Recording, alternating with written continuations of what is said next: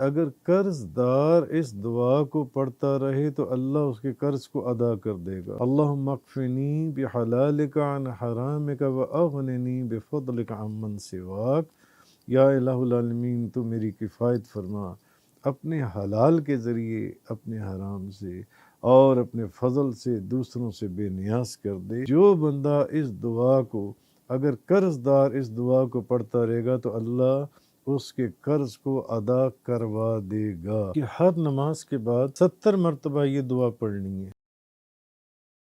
اب جو عمل میں آپ کے سامنے پیش کر رہا ہوں یہ بھی مجربات محسن کے صفحہ نمبر 441 441 کے پر موجود ہے، اور یہ بھی قرض کی ادائیگی کے لیے میں نے اپنی کتاب کے اندر یہ عمل لکھا ہے کہ رسول اللہ صلی اللہ علیہ وسلم آپ نے ارشاد فرمایا ہے کہ اگر قرض دار اس دعا کو پڑھتا رہے تو اللہ اس کے قرض کو ادا کر دے گا، اللہ اس کے قرض کو ادا کر دے گا۔ اور وہ دعا کیا ہے؟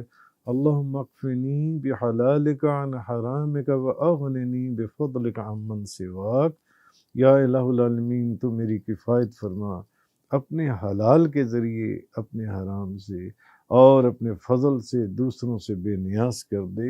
یہ جو دعا ہے اللہم اکفنی بحلالک عن حرامک واغننی بفضلک عمن سواک، نبی پاک صلی اللہ علیہ وسلم نے فرمایا جو بندہ اس دعا کو، اگر قرض دار اس دعا کو پڑھتا رہے گا تو اللہ اس کے قرض کو ادا کروا دے گا۔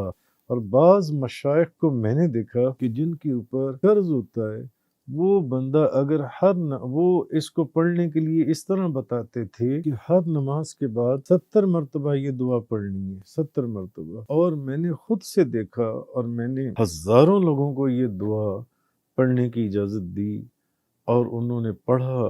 ایسے ایسے لوگ بھی تھے جن کے اوپر کروڑوں روپے کے، لاکھوں کے نہیں کروڑوں کے قرضے تھے، اور انہوں نے جب ہر نماز کے بعد پابندی سے 70 مرتبہ اس دعا کو پڑھا، کتنے میکسیمم 3-4 منٹ لگتے ہیں پڑھنے میں، ان کے قرض جن سے بالکل اتر گئے، ختم ہو گئے، اور اللہ تعالیٰ نے برکت کی ریل پیل کر دی۔ جزاک اللہ۔